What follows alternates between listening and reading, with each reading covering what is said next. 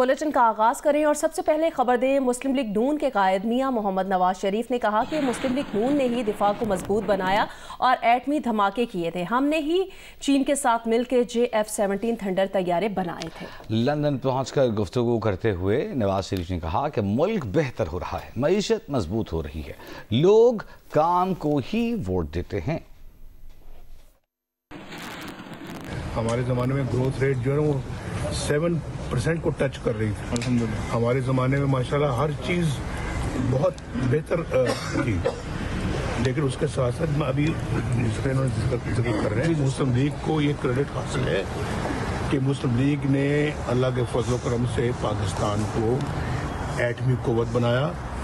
मुस्लिम league ने अल्लाह के फजल करम से पाकिस्तान को JF-17 जहाज़ हमने चाइना के साथ मिलकर पाकिस्तान में जो है उसको बनाया, और ये एक मुश्तरका एफर्ट है चाइना और पाकिस्तान की, जिसका ये नतीजा मुस्लिम लीग ने पाकिस्तान को मिसाइल टेक्नोलॉजी दी। तो और भाई अगर आप देखें इकॉनमी में मुस्लिम लीग की कंट्रीब्यूशन है, आप देखें पाकिस्तान के अंदर तरक्की में मुस्लिम लीग की कंट्रीब्यूशन है। अगर आप देखें डिफेंस में, तो डिफेंस में मुस्लिम लीग की कंट्रीब्यूशन है, कहाँ नहीं है। अल्लाह का बड़ा शुक्र अदा करें, अल्लाह ताला का शुक्र, अल्लाह ताला का आपको शुक्र अदा करना चाहिए, मिन हैसल कौम करना चाहिए। आपको बताएं कि हल्का PP-52 सियालकोट के तमाम 185 पोलिंग स्टेशनों का गैर हतमी गैर सरकारी नतीजा सामने आ गया है। गैर हतमी गैर सरकारी नतीजे के मुताबिक मुस्लिम लीग नून की हिना अरशद वड़ाइच 78,419 वोट हासिल करके कामयाब हो गई हैं। उनके मुकाबले में PTI के हिमायत याफ्ता आज़ाद उम्मीदवार फ़ाखिर निशात घुम्मन ने 40,037 वोट हासिल किए हैं और वो दूसरे नंबर पर रहे हैं। मुस्लिम लीग नून की हिना अरशद वड़ाइच तकरीबन दुगने मार्जिन से कामयाब हुई हैं।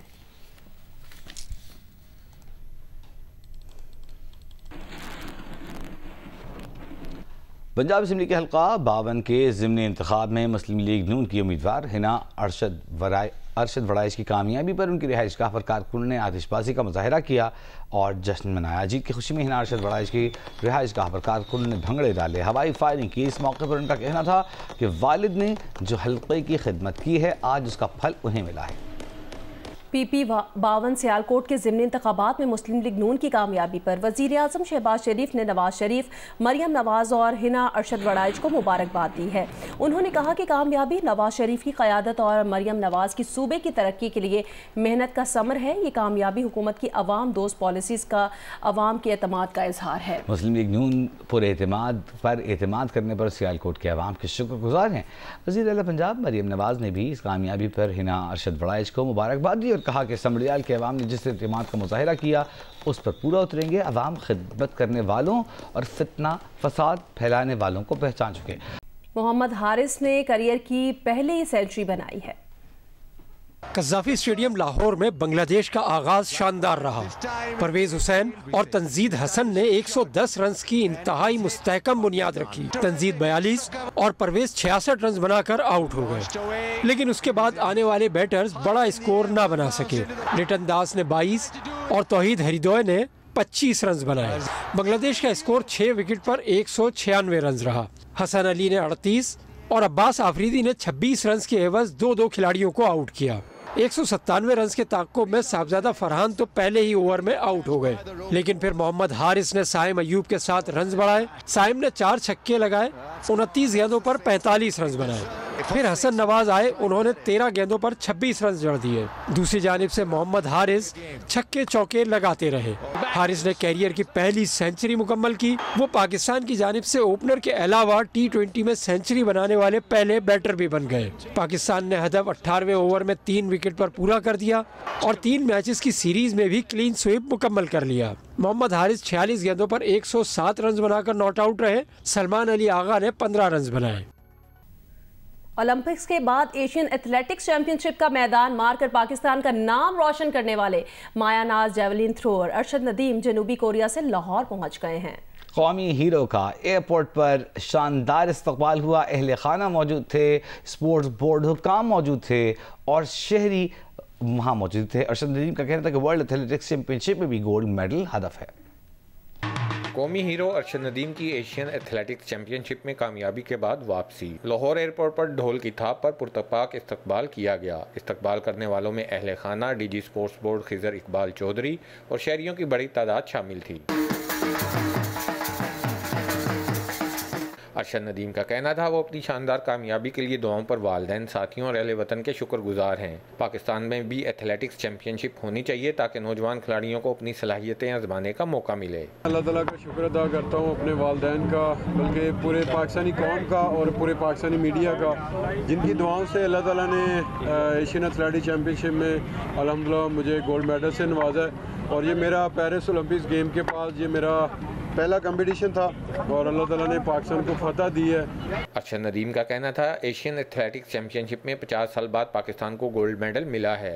इंशाल्लाह वर्ल्ड एथलेटिक्स चैंपियनशिप में भी गोल्ड मेडल अपने नाम करेंगे। हमेशा जो है ना वो मैंने अपने आप को कम्पीट किया है, तो अभी भी कोशिश की थी, लेकिन फिर भी अल्लाह ताला ने बड़ी इज़्ज़त दी है कि एशिया में मेरे ख्याल में कोई तकरीबन 50 साल के बाद एशियन एथलेटिक्स चैंपियनशिप में हमारा मेडल आया है, तो अल्लाह ताला का बड़ा शुक्र है। तो आगे इंशाल्लाह जो है वर्ल्ड एथलेटिक्स चैंपियनशिप की इंशाल्लाह मैं भरपूर तैयारी करूँ। पाक भारत जंग के हवाले से सवाल पर अरशद नदीम ने पाक फौज को भरपूर खराजे तहसीन पेश किया और कहा कि पूरी कौम अपनी बहादुर अफवाज के साथ खड़ी है। कैमरामैन ख्वाजा आमिर और सफ़ीर अहमद के साथ जाहिद शर्वानी, जियो न्यूज़, लाहौर। देरा गाजी खान के इलाके तौसा में पुलिस और दहशतगर्दों में मुकाबला हुआ है। 4 मुबैना दहशतगर्द हलाक हो गए। DPO सैयद अली का कहना है कि दहशतगर्द दस्ती बमों और रॉकेट लॉन्चरों से लैस थे। इनका ताल्लुक कालादम TTP फितने खवारिज से था।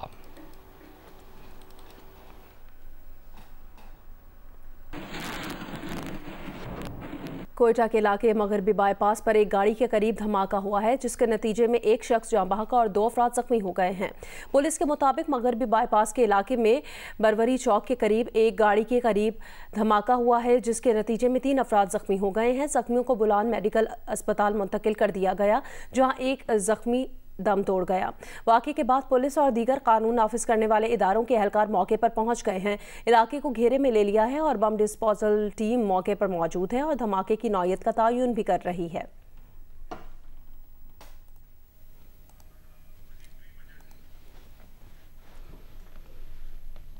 जनूबी पंजाब की तरक्की के लिए हुकूमत पंजाब ने माली साल 2024-25 में तकरीबन 90 अरब रुपए का तरक्याती बजट मुख्तस किया था। उसका क्या बना, बता रहे हैं जौदत नदीम। जनूबी पंजाब के लिए मुख्तस टोटल बजट का 33% की बजाय गुज़िश्ता साल सिर्फ 10% बजट रखा गया। जनूबी पंजाब के लिए मुख्तस किए गए तकरीबन 90 अरब रुपए की तरक्याती फंड से मुल्तान रिंग रोड, बिहाड़ी रोड, नादराबाद फ्लाईओवर ज़ेरे तामीर है, जो सुस्त रवि का शिकार हैं, जबकि शुजाबाद केनाल रोड की तोसी और दही इलाकों की सड़कों की मुरम्मत जैसे मंसूबे शुरू ही नहीं किए जा सके। Metro bus command and control centre Multan और ग्रीन इलेक्ट्रिक बसें भी इस बजट का हिस्सा थीं, जो ताहाल शर्मिंदा ताबीर ना हो सकी। वासा मुल्तान के पास जो है वो 1 अरब भी नहीं है। हमारे इतने 11 अजला हैं जिसमें पीने का साफ़ पानी नहीं है, निकासी आब के मंसूबे नहीं हैं, फ़राहमी आब के मंसूबे नहीं हैं। मैं समझता हूँ इसमें हमारे ख़ित्ते के जो सियासतदान हैं उनको भी कुछ हिम्मत पकड़ने की ज़रूरत है। डीजी खान में वज़ीर-ए-आज़म पाकिस्तान का किया हुआ एयरपोर्ट का वादा ताहाल वफा का मुंतज़िर है, जबकि जनरल बस स्टैंड और डीजी खान मुल्तान रोड की मुरम्मत जैसे बड़े मंसूबे भी ताख़ीर का शिकार हैं।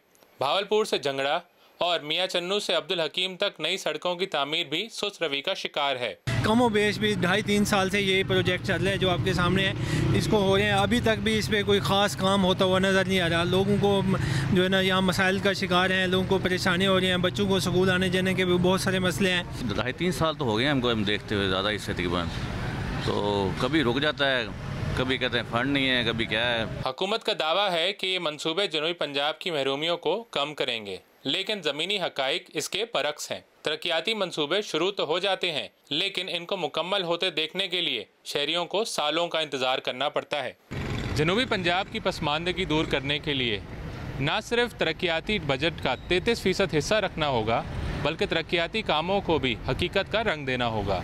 कैमरामैन मोहम्मद सैफ के साथ जौदत नदीम, जियो न्यूज़, मुल्तान। जौदत नदीम हमें बता रहे थे कि जनूबी पंजाब में मंसूबे शुरू कर दिए गए, उनके लिए रकम मुख्तस की गई, लेकिन न रकम मिली न मंसूबे मुकम्मल हुए। हुकूमत पंजाब को फौरी इस जानिब तवज्जो देना होगी। आगे बड़े खबर दें। सेनेट में कायदे हिज़्ब इख्तिलाफ शिबली फराज ने कहा कि बानी PTI ने एहतजाजी सियासत का नया लाहेअमल दे दिया है। पेशावर में जियो न्यूज़ से बात करते हुए शिबली फराज ने बताया कि तंजीमी अहदेदारों को जिद्दोजहद नए सिरे से शुरू करने की हिदायत कर दी गई है। वज़ीर आला KP अली अमीन गंडापुर एहतजाजी मुहिम में जुनैद अकबर को सपोर्ट करेंगे, ये कहना था शिबली फराज का।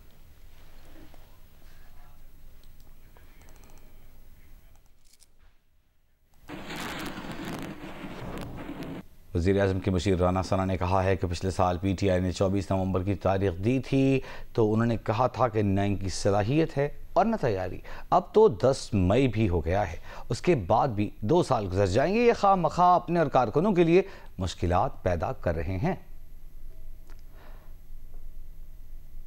बानी PTI एहतजाज की कॉल देंगे तो कुछ लोग कानून को हाथ में लेंगे और धर लिए जाएंगे। राना सनाउल्लाह ने कहा कि वज़ीर आज़म ने वाज़ेह तौर पर कहा है कि आएँ हमारे साथ बैठें, मिलकर मसाइल पर बात करें। किसी भी तहरीक का नुकसान खुद PTI को होगा।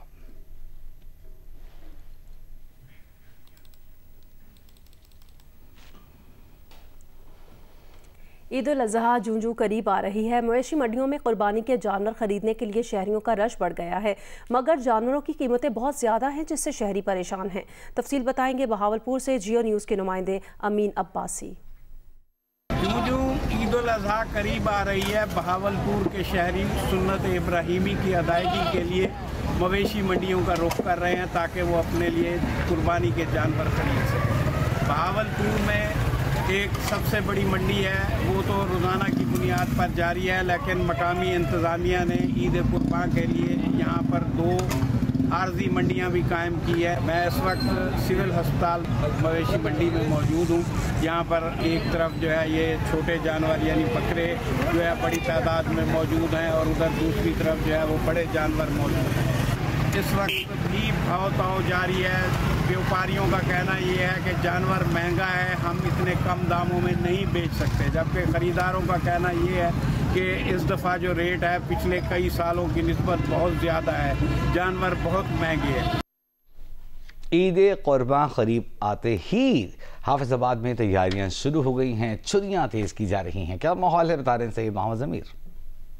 जी, ईद कुर्बान के आते ही जहां हाफिजाबाद की मवेशी मंडियों में रश बढ़ चुका है, वहां कुर्बानी के जानवरों को ज़िबा करने के लिए छुरियों को तेज़ करने और गोश्त बनाने के मुख्तलिफ औजार तैयार करने वालों का कारोबार भी चमक उठा है। इस वक्त ज़िला भर के मुख्तलिफ बाज़ारों और मार्केटों में कसाब और दुकानदार रात गए तक छुरियाँ, बुगदे और दीगर कुर्बानी के औजार तैयार करते दिखाई दे रहे हैं। लेकिन ईद के करीब आते ही इन दुकानदारों और कसाबों के न सिर्फ नाज़ो नखरे बढ़ गए हैं, बल्कि उन्होंने छुरियों के नर्ख भी उनकी धार की तरह तेज़ कर दिए हैं। इस वक्त यहाँ पर एक छुरी 100 रुपये से लेकर 1500 रुपये तक में फ़रोख्त की जा रही है, जबकि छुरियों की धार लगाने का मुआवजा 50 से 100 रुपये तक वसूल किया जा रहा है। जी, कराची में बोर्ड बेसन सिग्नल पर कस्टम्स एहलकारों की फायरिंग से जाँ बहक होने वाले एहसान के अहल खाना और दोस्त नेटी जेटी पुल पर एहतजाज कर रहे हैं। तफसील बताएंगे कमर अली मस्तोई। जी, नेटी जेटी पुल पर गुज़िश्ता 1.5 घंटे से एहतजाज जारी है। बोर्ड बेसन के करीब कस्टम्स एहलकारों की फायरिंग से जाँ बहक होने वाले एहसान के अहल खाना और उसके दोस्त जो हैं वो नेटी जेटी पुल पर एहतजाज कर रहे हैं। एहतजाज के बायस जो है वो टावर से किमाड़ी, नेटी जेटी और ICI की तरफ जाने वाला जो रोड है वो ट्रैफिक के लिए बंद है, लेकिन टावर से जो माइकलाची जाने वाली जो रोड है वो ट्रैफिक के लिए खुला हुआ है। इस वक्त इलाका पुलिस यहाँ पर मौजूद है और मुजाहिरीन से मुज़ाकरात कर रही है। ताहम मुजाहिरीन का कहना है कि जब तक फायरिंग में मुलविस कस्टम्स एहलकारों को गिरफ़्तार नहीं किया जाता तब तक जो है एहतजाज जारी रखेंगे। वाक़े से मुतालिक कस्टम्स का अभी मौक़िफ़ सामने नहीं आया। ताहम पुलिस का कहना है कि कस्टम एहलकारों ने बोर्ड बेसन सिग्नल के करीब जो है वह एक कार को रोका और कार के ना रुकने पर जो है कस्टम एहलकारों ने फायरिंग की, जिसके नतीजे में एक शख्स जाँ बहक हो गया है। कार में एक और शख्स भी मौजूद था जिसकी शनाख्त शाहजेब के नाम से हुई है और इस फायरिंग में महफूज रहा, जिसे बोर्ड बेसन पुलिस ने हिरासत में लिया और इस वाक़े से मुतालिक जो है वो उससे पूछगछ की जा रही है। बहुत शुक्रिया कमर आपका। भारत की शिमाल मशरक़ी रियासतों में शदीद बारिशों, सैलाबी रैलों में फंसे अफराद और मिट्टी के तोदों तले दबे लोगों की मदद के लिए आसाम राइफल्स को त्रिपुरा रवाना कर दिया गया है। अरुणाचल प्रदेश और आसाम में दरियाओं के किनारे और पानी से निचली सतह पर रहने वालों को चौकन्ना रहने की हिदायत की गई है। शदीद बारिशों के बायस तोदे गिरने, आसमानी बिजली और सैलाब से 3 रोज़ में हलाक होने वालों की तादाद बढ़कर 32 हो गई है। आसाम के 10 मरकज़ी दरियाओं में पानी की सतह खतरनाक हद तक ऊंची है। रियासत के 15 अजला में 78,000 अफराद मुतासर हुए हैं। अरुणाचल प्रदेश के रुकन असम्बली करण रिजिजू का दावा है कि रियासत में रिकॉर्ड मानसून बारिशें हुई हैं।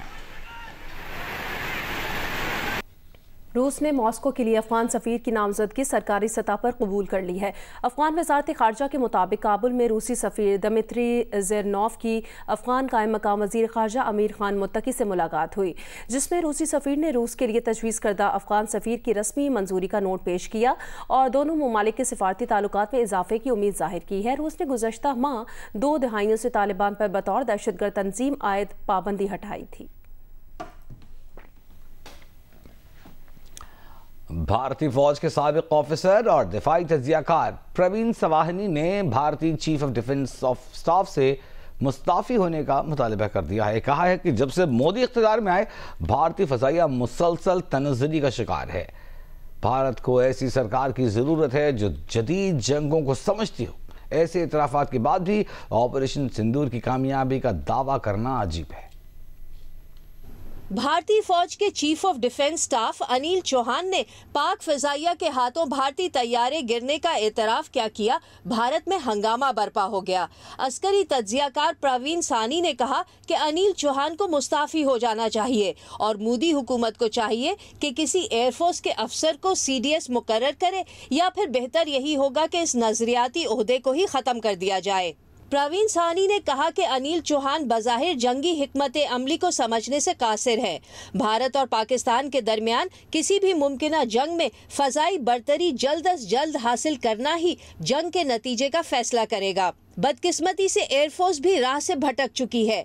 मई 2014 में मोदी हुकूमत के इक़्तिदार में आने के बाद उस वक्त के इंडियन एयर चीफ मार्शल अरूप राहा वो पहले शख्स थे जिन्होंने एयरफोर्स को कमज़ोर बनाया। उनके जाननशीन भी वैसे ही निकले। प्रवीण सानी के मुताबिक भारत को ऐसी हुकूमत की ज़रूरत है जो बदलती हुई आलमी जोग्राफियाई सियासत में फ़ौजी ताकत की अहमियत को समझे और इसे ऑपरेशन सिंदूर जैसे ड्रामे में इस्तेमाल ना करे। भारतीय chief of defence staff Anil Chauhan के एतराफ़ पर इससे कबल ऑपोजिशन कांग्रेस पार्टी ने मोदी हुकूमत पर कड़ी तनकीद की। कहा, मोदी हुकूमत कौम को गुमराह कर रही है। अमरीकी सदर ट्रंप बार बार जंगबंदी मुआहदा करने का दावा कर रहे हैं। इस पर वजाहत के बजाय मोदी इंतखाबी मुहिम में मसरूफ़ हैं। मोदी बहादुर अफवाज की कारकर्दगी का क्रेडिट लेकर जंगबंदी की तफसीलात से बच रहे हैं। इस जंगबंदी मुआहदे की शराइत क्या है, भारतीय शहरियों को ये जानने का हक है। कांग्रेस ने पार्लियामेंट का खुसूसी इजलास फौरी बुलाने और दिफाई तैयारियों के जामे जायजे के लिए आज़ाद माहिरीन की कमेटी बनाने का मुतालबा भी किया। इसी मामले पर भारतीय सहाफ़ियों ने भी मोदी सरकार और भारतीय फौज को आड़े हाथों ले रखा है। मारूफ सहाफ़ी पंकज पिचोरी ने तंजिया कहा कि सिंगापुरी बिजनेस न्यूज़ चैनल ने भारतीय तैयारे गिराए जाने की बड़ी ब्रेकिंग देकर भारतीय मीडिया की अहलियत पर सवालिया निशान लगा दिया है। ढेर सारे न्यूज़ चैनल्स और उन पर घंटों चलने वाले न्यूज़ शोज सब के सब जंगी तैयारे गिरने की तस्दीक करने में नाकाम रहे। मुतअद्दिद किताबों की मुसन्निफा और राज्यसभा की रुकन सागरिका घोष ने सवाल उठाया है कि भारतीय चीफ ऑफ डिफेंस स्टाफ ने ये सच पहले भारतीय शहरियों को क्यों नहीं बताया। पार्लियामेंट और अवामी नुमाइंदों से ये सब क्यों छुपाया गया। अमरीकी रियासत कोलोराडो के शहर बोल्डर में इसराइल के हक में एक रैली निकाली जा रही थी कि एक शख्स ने रैली निकालने वालों पर पेट्रोल बम फेंक दिया और उसने उस वक्त फ्री पैलेस्टाइन का नारा भी लगाया। हुक्काम के मुताबिक हमला आवर की उम्र 45 बरस है, जिसे गिरफ्तार कर लिया गया है। FBI का कहना है दहशतगर्द हमले की तहकीकात कर रहे हैं। वाक़े के बाद इलाके में क्लीनेस ऑपरेशन जारी है। गवर्नर कोलोराडो का कहना है किसी भी किस्म की नफरत अंगेज कार्रवाइयाँ नाकाबिले कबूल हैं।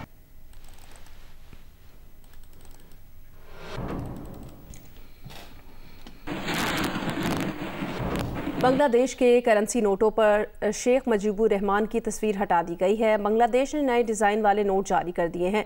बांग्लादेश के पुराने नोटों पर साबिक वज़ीर आज़म शेख हसीना वाजिद के वालिद शेख मुजीबुर रहमान की तस्वीर मौजूद थी। मकामी बैंक के तर्जुमान का कहना है कि नए नोटों पर इंसानी तस्वीर के बजाय कुदरती मनाजिर और तारीखी मकामात प्रिंट किए गए हैं। अभी 20, 50 और 1000 मालियत के नोट जारी किए गए हैं। मुख्तलिफ मालियत के नोटों का मरहलावार इजरा किया जाएगा। पुराने नोट और सिक्के भी गर्दिश कर रहे हैं।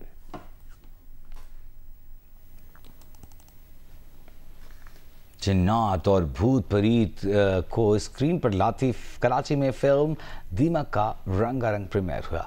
रेड कार्पेट पर फिल्मी सितारों की चमक, मद्दाहों का जोश और कहानी, सब कुछ एक यादगार शाम में ढल गया।